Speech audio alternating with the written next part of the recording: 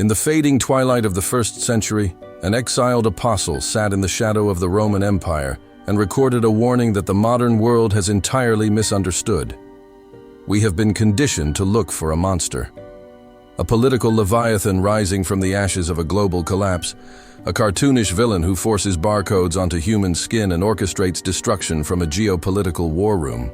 But when we strip away the modern mythology, when we bypass centuries of sensationalized fiction and open the original ancient manuscripts, a far more terrifying and insidious reality emerges from the text.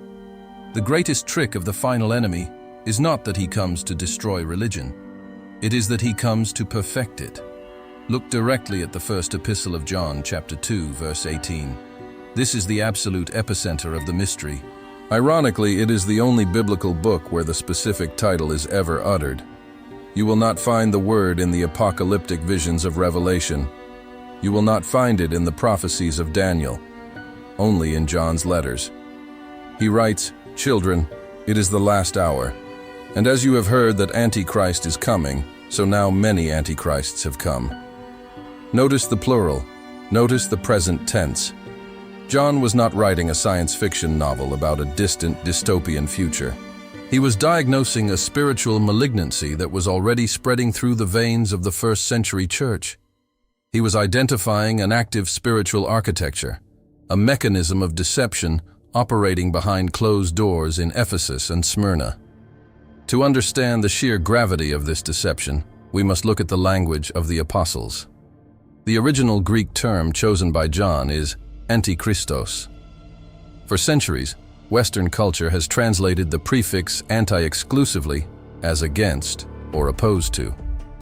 We imagine a figure standing on a blood-soaked battlefield, sword drawn, declaring open war on heaven. But in classical Greek, the prefix anti carries a far more dangerous secondary meaning. It means in place of, a substitution, a counterfeit. The Antichrist scripture actually foretold is not an atheist. He is not a secular warlord holding a nuclear code. He is a theological masterpiece, a flawless forgery of the Messiah. Imagine a royal decree in the ancient world. A forgery of a king's edict does not succeed by looking drastically different from the original. A forgery succeeds precisely because it replicates the wax seal, the heavy parchment, and the meticulous handwriting with terrifying accuracy. It is designed to bypass the scrutiny of the loyal subjects, lulling them into compliance. The spiritual deception described in the ancient texts operates by the exact same laws of physics. It is an imposter spirit that adopts the vocabulary of heaven, mimics the miracles of the divine, and offers a salvation that requires absolutely no repentance. It is the ultimate identity theft of the Son of God, engineered to hijack the worship of humanity, not through fear, but through absolute, blinding seduction. The Apostle Paul, writing decades earlier in his 2nd epistle to the Thessalonians, chapter 2, verse 4, describes the man of lawlessness. Paul does not say this entity will tear down the temple and replace it with a monument to secular humanism. Paul explicitly states that this figure takes his seat in the temple of God, proclaiming himself to be God. The invasion is internal. The hostile takeover happens from within the sanctuary itself.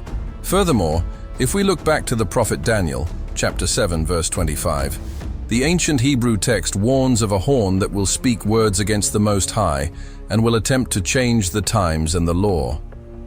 This is a calculated, systematic rewriting of divine jurisdiction. It is a slow, methodical poisoning of the spiritual well, altering the very definitions of righteousness and sin until the counterfeit becomes indistinguishable from the truth. The earliest Christian communities understood this threat intimately. If we examine the Didache, a 1st century manual of church teachings discovered in the 19th century, we find a desperate warning about the deceiver of the world, who will appear as a son of God and perform signs and wonders. The early believers were entirely consumed by the threat of spiritual infiltration. John's contemporary opponents were the early Gnostics, men who used Christian terminology, but stripped Christ of his physical reality, teaching a doctrine that severed the material from the spiritual. This was the spirit of the Antichrist in its embryonic form, a theology that sounded enlightened, yet secretly dismantled the core of the incarnation. It was a pathogen designed to kill the host from the inside out.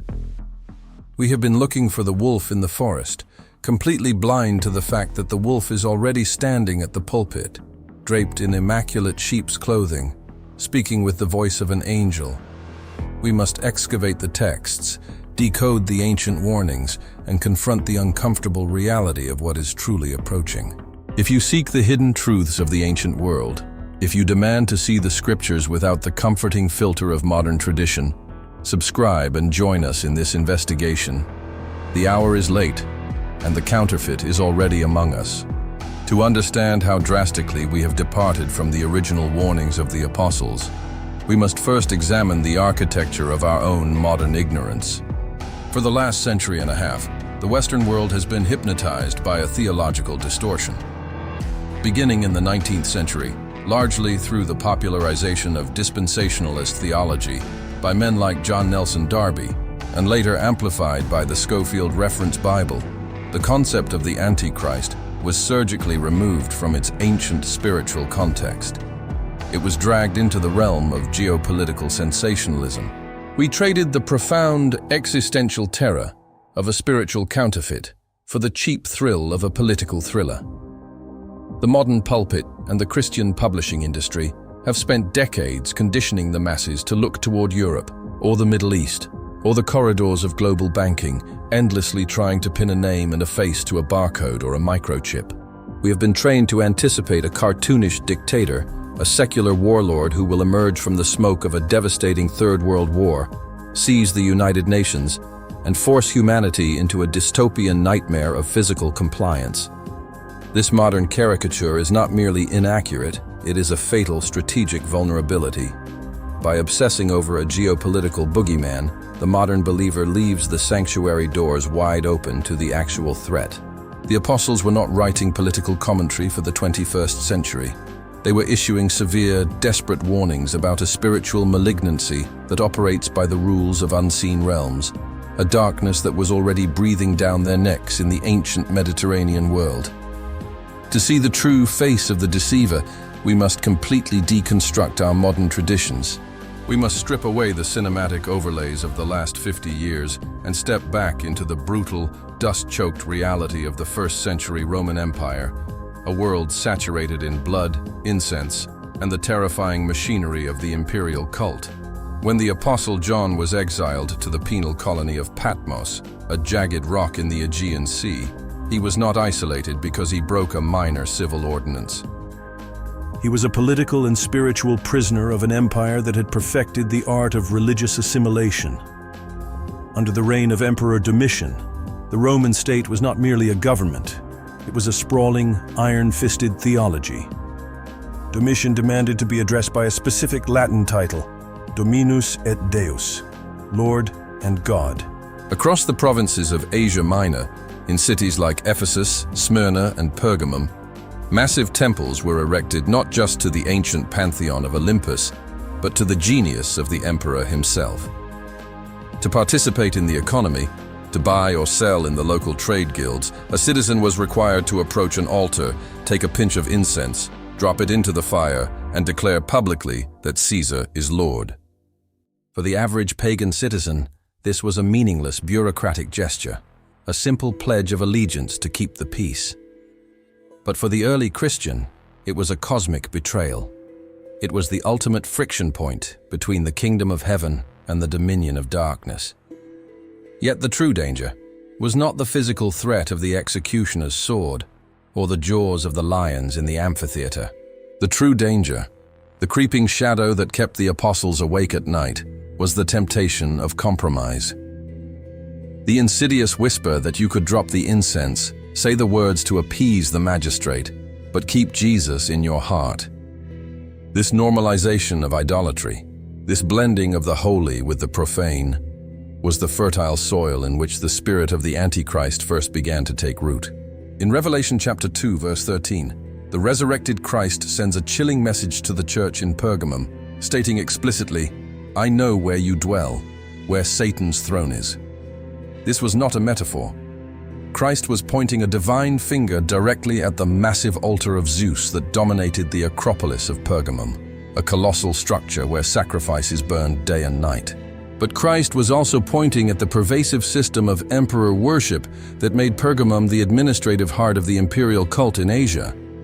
The satanic throne was a system of worship that masqueraded as civic duty.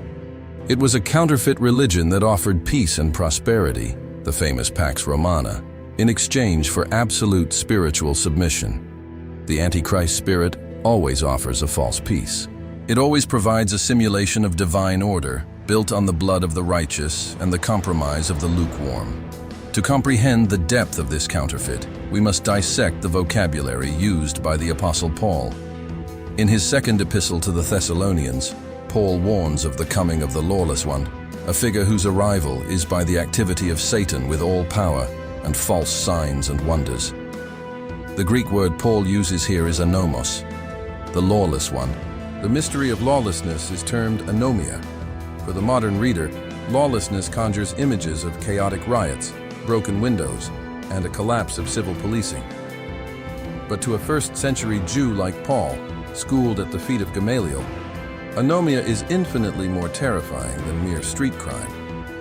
In the Hebrew mindset, the law, the Torah, was not just a list of moral, arbitrary rules. It was the very fabric of reality. The Torah was the divine architecture of the cosmos, the sacred blueprint that separated light from darkness, order from chaos, life from death. Therefore, anomia is not the breaking of a speed limit. It is the deliberate, calculated unraveling of creation itself. It is a cosmic rebellion aimed at dismantling the boundaries established by God in the book of Genesis. The man of lawlessness is not a common criminal. He is a spiritual architect of chaos, offering humanity a paradigm where the divine definitions of male and female, holy and profane, truth and lie are entirely inverted. He offers a world where humanity is finally freed from the restrictive gravity of God's order, only to find themselves floating in the suffocating vacuum of absolute moral zero. This cosmic rebellion is deeply embedded in the ancient texts of the Qumran community, the Essenes who fled into the Judean desert to await the apocalypse. Decades before John wrote the book of Revelation, these desert ascetics were meticulously copying the Dead Sea Scrolls. Among these fragile parchments is a terrifying document known as the War Scroll, or the War of the Sons of Light against the Sons of Darkness. The Essenes understood something that modern Christianity has largely forgotten. The greatest threat to the faithful does not come from a foreign invader, but from a compromised priesthood. They abandoned Jerusalem not because the Romans were at the gates, but because they believed the high priests in the temple had been corrupted by a spirit of deception. They wrote of a figure called the Spouter of Lies, an internal deceiver who led the congregation astray with smooth words and false doctrines. The Qumran community recognized that the ultimate enemy would not announce himself with a declaration of war against the God of Abraham. Instead, he would use the vocabulary of the covenant to justify the breaking of it. This is the exact mechanism of the Antichrist. It is the venom of the serpent from the Garden of Eden, refined and concentrated. The serpent did not tell Eve that God did not exist. He merely questioned the parameters of God's word. Did God really say? This is the eternal tactic. The Antichrist spirit does not wield a hammer to shatter the truth. It wields a scalpel to slowly dissect it, bleeding it of its absolute authority until nothing is left but a hollow, subjective shell. This internal usurpation is perfectly illustrated by distinguishing the term Antichrist from the apocalyptic imagery of the beast. Modern readers obsessively conflate the two, merging the Antichrist of John's epistles with the terrifying beast rising from the sea in Revelation chapter 13. But if we read the text with the precision of an ancient investigator, a chilling distinction emerges. The beast from the sea, with its 7 heads and 10 horns, represents the brutal, crushing machinery of secular political empires.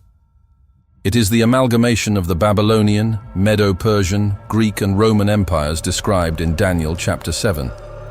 It is the state run amok, demanding absolute total submission. In the ancient Near Eastern mythology, The sea, Yam in Ugaritic texts, or Tehom in Hebrew, always represented primordial chaos, the abyss of untamed destructive power. The beast from the sea is the brute force of human governance possessed by demonic intent. But John describes a second beast in Revelation 13, verse 11. Then I saw another beast rising out of the earth. It had 2 horns like a lamb, and it spoke like a dragon. Here is the true face of the Antichrist spirit. Notice the terrifying juxtaposition. It looks like a lamb. It has the physical appearance, the gentleness, the aesthetic of the Lamb of God, Jesus Christ. It presents itself as the Savior, the ultimate humanitarian, the pinnacle of religious purity. But when it opens its mouth, the voice that echoes from its throat is the ancient reptilian hiss of the dragon. This second beast, later identified as the false prophet, does not demand worship for itself. Its entire function is to manipulate humanity into worshiping the first beast, the political system of control. How does it accomplish this? Not by force, but by a flawlessly orchestrated religious deception. It performs great signs, even making fire come down from heaven to earth in front of people. It mimics the miracles of the prophets. It replicates the fire of Elijah on Mount Carmel, the ultimate proof of divine endorsement in the Old Testament. The Antichrist spirit is not an enemy of religion. It is the ultimate architect of a global, unified religious system that serves the beast. It weaponizes faith. It takes the deep, inherent human need for the transcendent, for community, for salvation, and funnels it directly into a system of absolute spiritual enslavement. The lamb that speaks like a dragon is the most dangerous entity in the biblical narrative because it looks exactly like what we have been told to wait for. The early church fathers understood this paradox with a clarity that we have lost. Irenaeus of Lyons, writing his massive treatise against heresies in the late 2nd century, did not speculate about Roman emperors or foreign kings when he thought of the ultimate deceiver. He looked backward, deep into the prophetic history of Israel. Irenaeus, drawing upon the ancient prophecies of Jeremiah and Genesis, noted a disturbing omission in the book of Revelation. In chapter 7, when the 144,000 are sealed from the tribes of Israel, the tribe of Dan is entirely missing, completely erased from the divine registry. Why?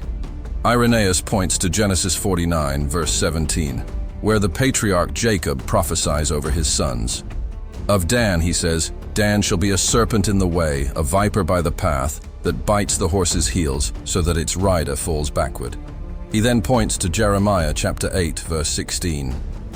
The snorting of their horses is heard from Dan. At the sound of the neighing of their stallions, the whole land quakes. They come and devour the land and all that fills it. For the early church, the Antichrist was not expected to be a Gentile outsider. He was expected to be a false Messiah arising from within the covenant community itself, a poisonous serpent hidden within the very lineage of the tribes. He would be someone who knew the scriptures intimately, someone who could debate the Torah, rebuild the temple, and perfectly imitate the long-awaited deliverer of Israel. He would be the ultimate insider threat. The terror of this realization is profound. If the ultimate enemy comes wrapped in the garments of a brother, quoting the Psalms and performing miracles, how does the average believer differentiate the true shepherd from the slaughterer? This brings us to the most ominous, heavily debated prophecy in the entire eschatological timeline, the Abomination of Desolation. In Matthew 24, Jesus sits on the Mount of Olives, looking down at the massive gleaming stones of the Second Temple, and delivers his most terrifying discourse. He warns his disciples, "So when you see the abomination of desolation spoken of by the prophet Daniel standing in the holy place, then let those who are in Judea flee to the mountains." To the Jewish disciples, these words triggered a visceral, historical trauma. They knew exactly what the abomination of desolation was. Nearly 200 years earlier, in 167 BC, the brutal Seleucid king Antiochus IV Epiphanes had marched into Jerusalem. He did the unthinkable. He breached the Holy of Holies, the most sacred square footage on the face of the earth, and erected an altar to Zeus over the altar of Yahweh. And then, in a calculated act of supreme blasphemy, he slaughtered a pig on the sacred stones, defiling the temple with the blood of an unclean animal. He outlawed circumcision, burned the Torah scrolls, and forced the Jewish priests to eat swine's flesh or face torture and death. This event was seared into the collective memory of Israel as the ultimate desecration, the abomination that causes desolation. But when Jesus speaks in Matthew 24, he is not giving a history lesson. He uses the future tense. He is telling them that the horror of Antiochus Epiphanes was merely a rehearsal, a historical shadow of a much darker, impending reality. Jesus pushes the ultimate fulfillment of Daniel's prophecy into the future. But what is this future abomination? Is it merely another political tyrant shedding animal blood on a rebuilt stone altar in the Middle East? If we follow the trajectory of the New Testament, the reality is far more invasive. The Apostle Paul radically shifts the definition of the temple. He writes to the Corinthians, "Do you not know that you are God's temple and that God's Spirit dwells in you?" If the physical temple of stone and gold was destroyed by the Roman legions in 70 AD, as Jesus prophesied, then where does the final abomination take place? The terrible, undeniable conclusion of the apostolic theology is that the holy place is the human mind and spirit. The ultimate temple is the church itself, the body of believers. The abomination of desolation is not an architectural desecration. It is an internal spiritual capitulation. It is the moment when the counterfeit Messiah is willingly invited into the sanctuary of the human soul. It is the moment when a false gospel, a theology of compromise, self-worship and lawlessness, is enshrined in the very place where the Spirit of truth is supposed to reign. The Antichrist does not need to break down the doors of the church with a battering ram.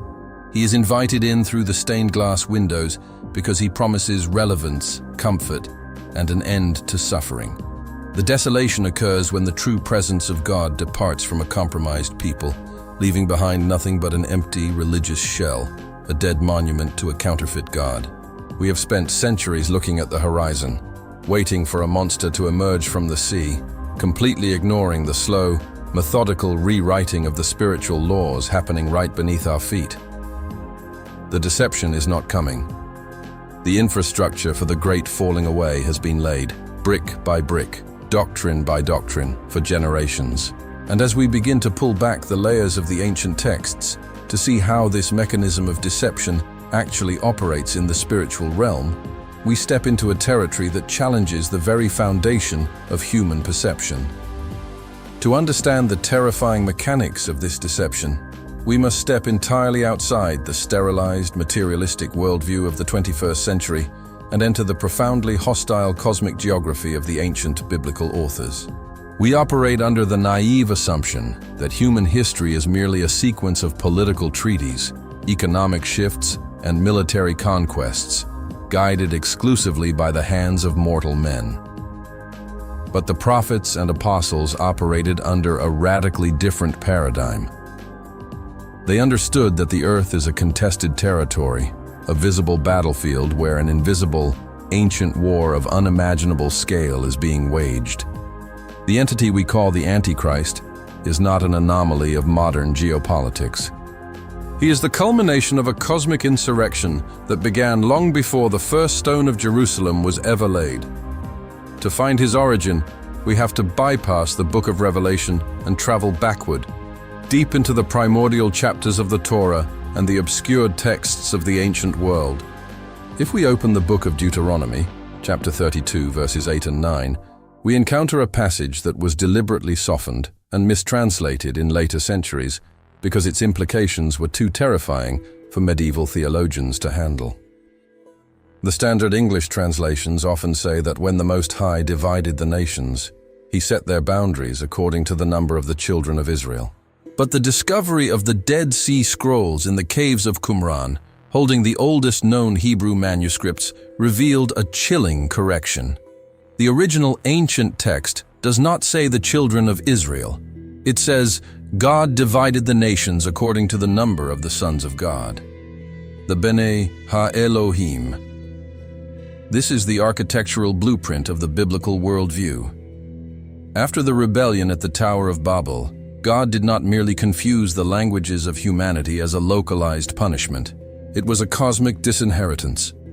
God fractured humanity into 70 nations and placed each nation under the administration of lesser divine beings, members of his own celestial council.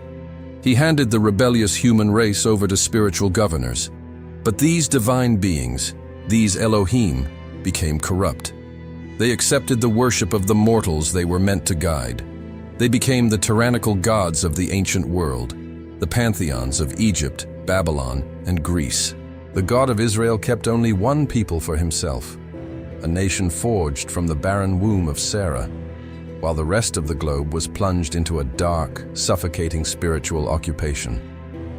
This occupied territory is the staging ground for the Antichrist. The psalmist captures this terrifying reality perfectly in Psalm 82, a text that depicts a literal courtroom in the unseen realm. God takes his stand in the divine council. In the midst of the gods, he holds judgment.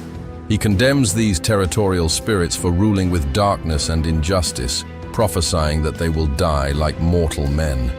The spirit of the Antichrist is not merely the ambition of a human dictator, it is the desperate, localized manifestation of these disinherited gods, a final unified strike to reclaim absolute dominion over the earth before their execution is carried out. The human vessel of the Antichrist is simply the fleshly avatar for a cosmic grievance, a proxy war fought in the dimension of time and space. To comprehend the depth of this ancient rebellion, the early church fathers did not just read Genesis. They relied heavily on the Book of Enoch, an ancient Jewish apocalyptic text that Jude explicitly quotes in the New Testament. First, Enoch details an event that forms the very DNA of the Antichrist's future empire. It describes a time before the flood, when a faction of angelic beings, known as the Watchers, descended upon the summit of Mount Hermon. They bound themselves by a mutual curse, an unbreakable blood oath, to intermingle with humanity. But their crime was not merely the generation of the Nephilim, the monstrous hybrid giants of antiquity. Their true, unforgivable sin was the unauthorized transmission of divine technology. The Watchers taught humanity the secrets of the heavens. They taught the forging of weapons, the art of warfare, the compounding of sorcery, the cutting of roots, and the manipulation of cosmetics to induce lust. They accelerated human civilization through illicit knowledge, handing mortal men the tools of their own annihilation disguised as enlightenment. This is the exact modus operandi of the final deception. The system of the Antichrist will not present itself as a regressive dark age. It will arrive as a technological and spiritual singularity. It will offer forbidden knowledge, biological transcendence, and a utopian cessation of disease and war. It will replicate the sin of Mount Hermon on a global scale, seducing humanity into severing their dependence on the Creator in exchange for the godlike powers offered by the fallen host. The Antichrist is the ultimate inheritor of the Watcher's legacy, promising humanity the keys to the cosmos while locking the doors of their eternal cage. This pattern of usurpation was physically manifested in the first human archetype of the Antichrist, a figure emerging from the genealogical records of Genesis chapter 10. His name was Nimrod. The ancient text states, "He began to be a mighty one on the earth. He was a mighty hunter before the Lord." But a surface reading obscures the menace vibrating in the original Hebrew. The text does not call him merely a king. It uses the term Gibor. This is a word dripping with the blood of ancient atrocities. It is the exact same classification given to the Nephilim in Genesis chapter 6. The ancient rabbinical traditions understood that Nimrod was not merely a skilled archer. He was a tyrant who hunted the souls of men, a man who initiated a violent, unified rebellion against the sovereignty of heaven. Even his name is a theological manifesto. In the ancient Semitic languages, names were not arbitrary labels. They were prophetic decrees of character and destiny. The root of Nimrod is marad. It does not mean strong or victorious.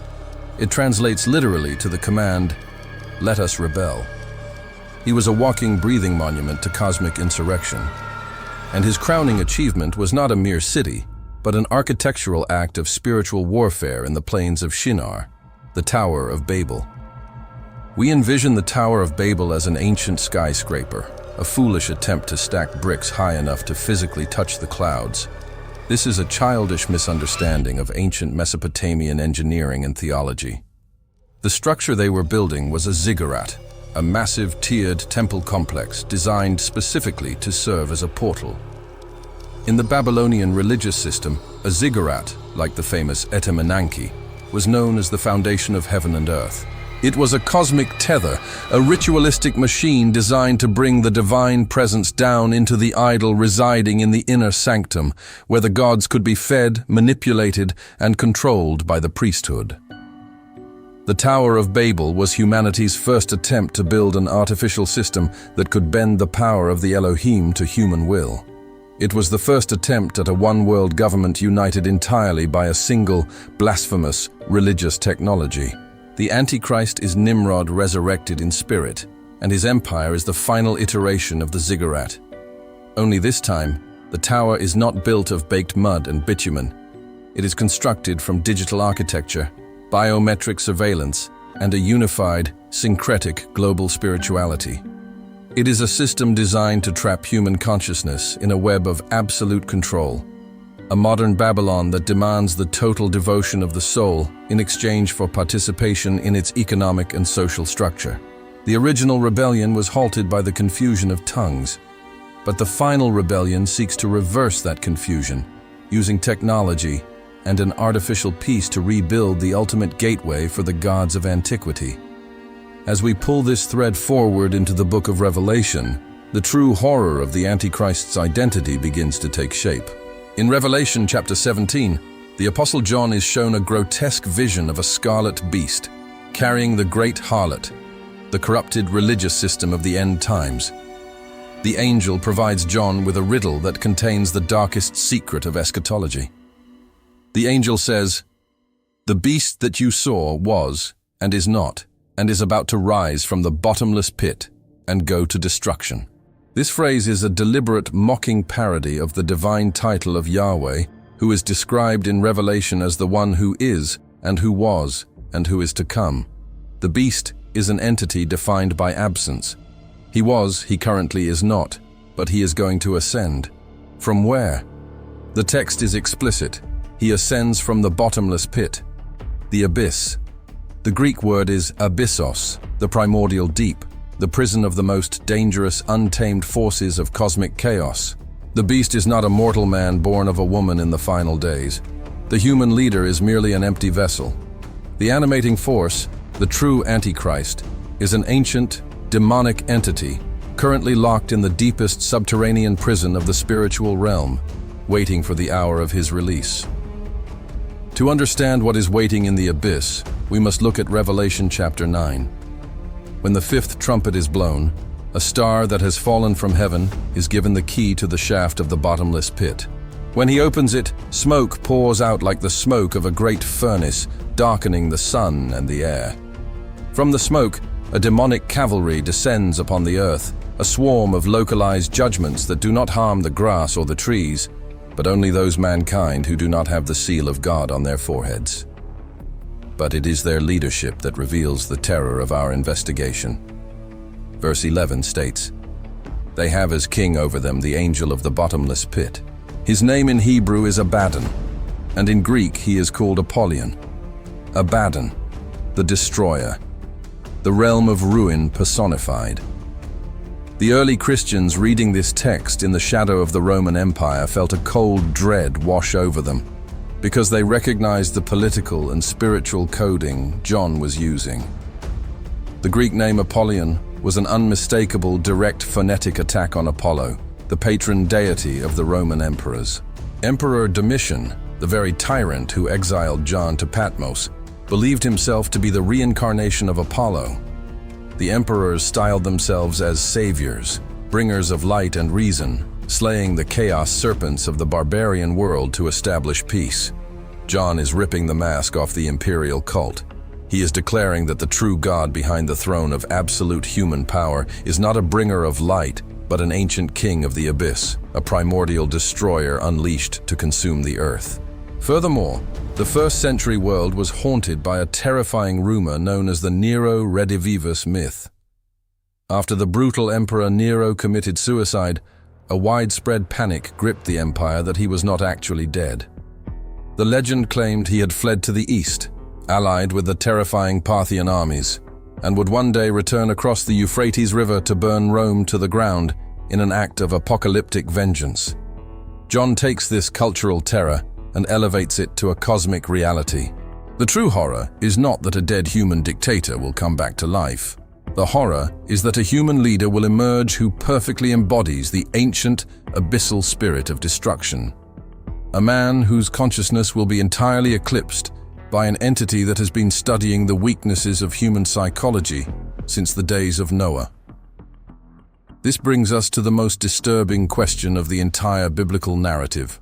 If this deception is so transparently evil, if it emerges from the abyss dripping with the ancient blood of the Nephilim and the idolatry of Babylon, how does it manage to deceive the entire globe?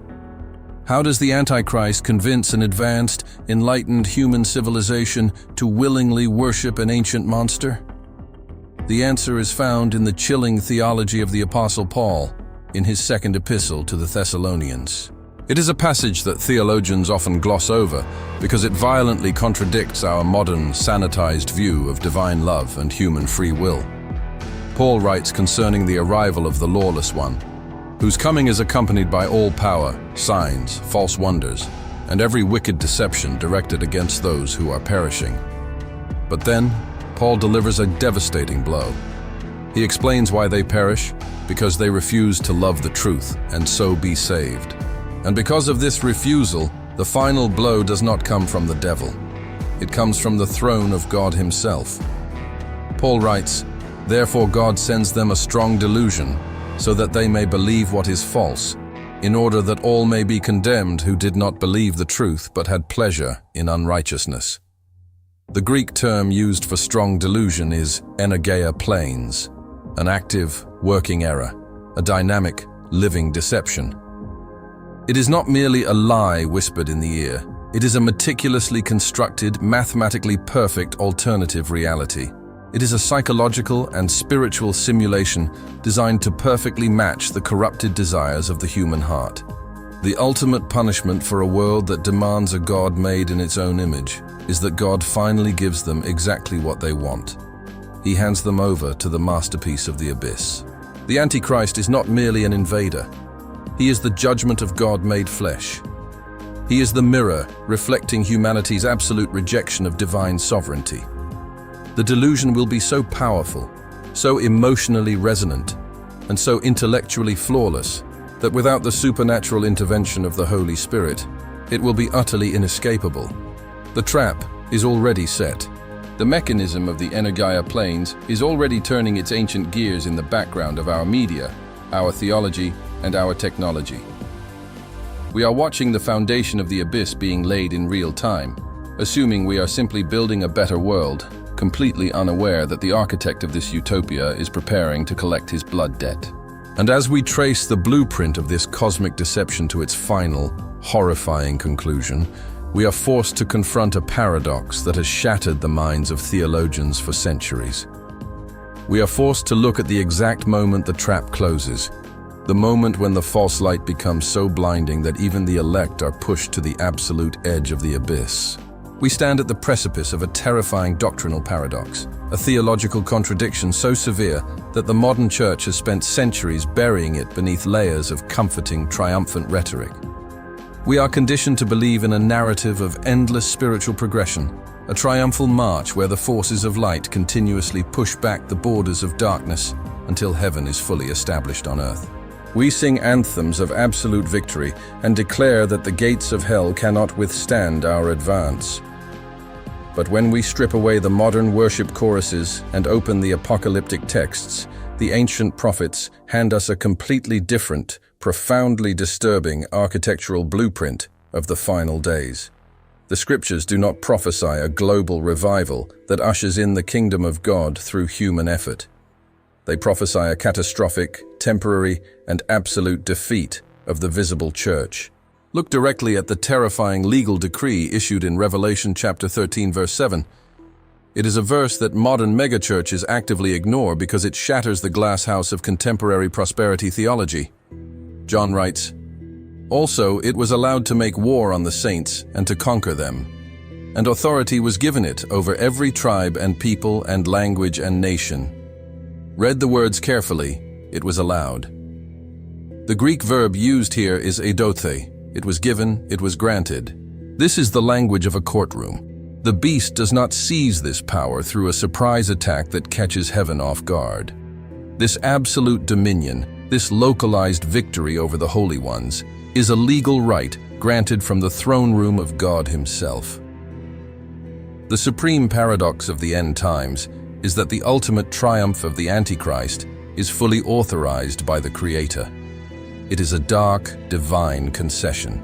God signs the warrant for his own people to be crushed in the dimension of time and space, allowing the darkness to reach its absolute terminal velocity before the final judgment.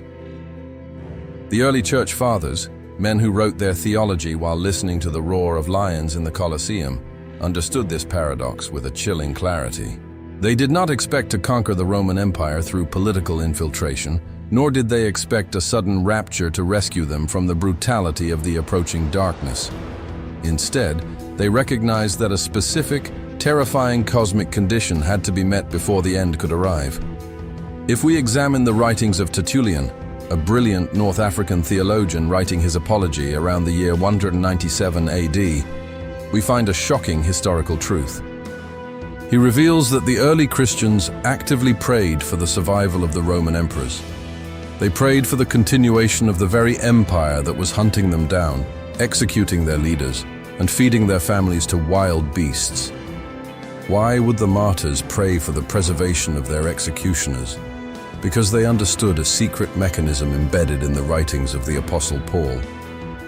In the second epistle to the Thessalonians, chapter 2, verse 6, Paul reminds the terrified believers of a hidden spiritual physics operating behind the veil of human history. He writes, "And you know what is restraining him now, so that he may be revealed in his time.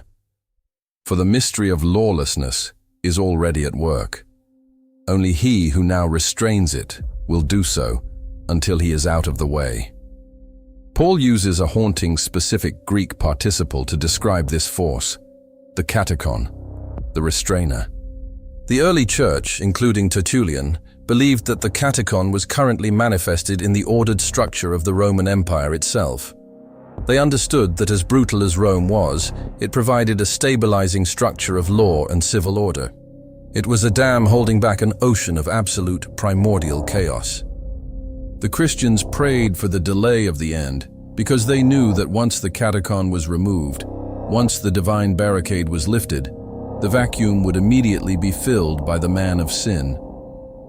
The removal of the Restrainer is not a peaceful transition. Imagine a deep-sea submersible descending into the pitch-black trenches of the ocean. The Restrainer is the pressurized titanium hull holding back millions of tons of crushing, lethal pressure. To remove the Restrainer is to instantly implode the vessel. It is to expose the unshielded human soul to the naked, unfiltered gravity of the abyss. This creates a horrifying doctrinal impasse. The modern believer is taught to pray for the acceleration of the end, to cry out for the final deliverance, completely unaware that to ask for the end is to ask for the removal of the Katechon. It is to beg for the release of a darkness so absolute that Jesus himself stated in Matthew 24 that if those days had not been cut short, no human being would be saved. We are casually inviting a spiritual storm that is designed to physically and psychologically break the human race. And the weapon that the Antichrist uses to achieve this breaking is not merely the threat of physical execution. His ultimate weapon is a distortion of reality so perfectly engineered that millions will gladly surrender their souls to escape the friction of the old world. This brings us to the most misunderstood, sensationalized, and deeply feared element of the apocalyptic text, the mark of the beast. Revelation chapter 13, verses 16 and 17 states that the second beast causes all, both small and great, both rich and poor, both free and slave, to be marked on the right hand or the forehead. So we are currently breathing the air of a manufactured reality. The great triumph of the modern era, the crowning achievement of the Enlightenment, was to convince humanity that the spiritual realm had been successfully eradicated. We are taught from our earliest moments that we inhabit a closed, materialistic universe, governed exclusively by physics, economics, and political treaties. But this secularism is not an awakening. It is an anesthetic. It is a carefully calibrated blindness. While the modern mind proudly declares that the ancient gods are dead, buried beneath the foundations of our skyscrapers and server farms, the terrifying reality of biblical eschatology reveals that the spiritual war has not ceased. It has simply mutated. The entities that once demanded the blood of infants on the bronze altars of the Canaanite valleys did not evaporate into mythology. They put on the garments of progress. They infiltrated the architecture of human civilization, embedding their ancient rebellion into the very systems we rely upon for survival, communication, and governance. What we are experiencing today is not the absence of religion, but the absolute saturation of a new, global, unholy liturgy. To grasp the prophetic consequences of the Antichrist spirit operating in our present hour, we must look at the terrifying prophecy delivered to the prophet Daniel. In Daniel chapter 12, verse 4, an angelic messenger delivers a final cryptic instruction regarding the end of days. He tells the prophet, "But you, Daniel, shut up the words and seal the book until the time of the end. Many shall run to and fro, and knowledge shall increase." For centuries, theologians interpreted this running to and fro as a mere increase in physical travel, the invention of faster ships, or the eventual development of the steam engine. But if we dive into the original Hebrew vocabulary, a far more sinister and exhausting picture emerges. The Hebrew root word used here is shut. It does not simply mean to travel a linear path from one city to another. It implies a frantic, erratic roving. It is the motion of eyes darting back and forth in panic, or the desperate, exhaustive search of a man rowing a boat in a violent storm, seeking something he can never find. This is the exact psychological condition of the modern age. We are a civilization drowning in an ocean of data, frantically rowing through infinite streams of information, yet utterly starved of wisdom. The increase of knowledge Daniel foresaw is not a benevolent enlightenment. It is an explosion of technological capability severed from divine restraint. It is the human race reconstructing the forbidden knowledge of the Watchers, building an artificial omnipresence through global surveillance, and an artificial omniscience through the algorithmic consumption of human behavior. The infrastructure of the Antichrist is not being built by secret societies in dark rooms. It is being constructed by the willing participation of billions of human beings who are frantically running to and fro across the digital plains of Shinar, offering their minds, their desires, and their identities to a system that views them merely as code to be rewritten. This technological assimilation is directly tied to the final economic stranglehold described in Revelation chapter 13, verse 16 and 17. The text warns that the second beast causes all, both small and great, both rich and poor, both free and slave, to be marked on the right hand, or the normally. I can help with things like this, but I don't seem to have access to that content. You can try again or ask me for something else.